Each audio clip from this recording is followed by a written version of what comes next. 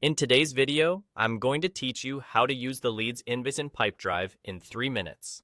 By the end, you'll know exactly where to find your leads, how to add them quickly, how to review lead details, and how to move a qualified lead into your sales pipeline as a deal.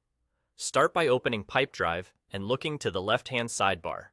Click on Leads, then select Leads Inbox from the panel that appears.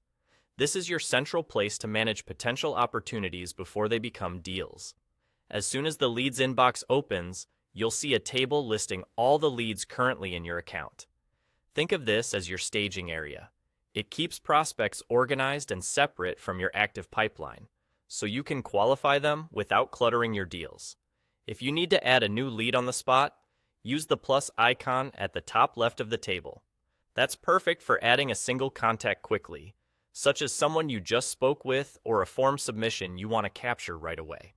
If you're bringing in a batch of leads, click the small caret next to that same button and choose Import Data. This option is ideal when you're migrating from a spreadsheet or connecting a third-party tool. Follow the prompts in the import flow to map your fields correctly so names, emails, and other details land in the right place. To learn more about any lead in your list, simply click on it. This opens the leads detail view, where you'll find the information you've saved and a clear timeline of interactions. Here, you can add notes to capture context, such as what the prospect is interested in or any objections they raised. You can also create activities, like calls, emails, or meetings, to keep momentum going. Setting an activity ensures you have a next step and a reminder, which is key to consistent follow-up. Once you've qualified the lead, and you're confident there's a real opportunity, convert it into a deal. In the Leads view, click Convert to Deal.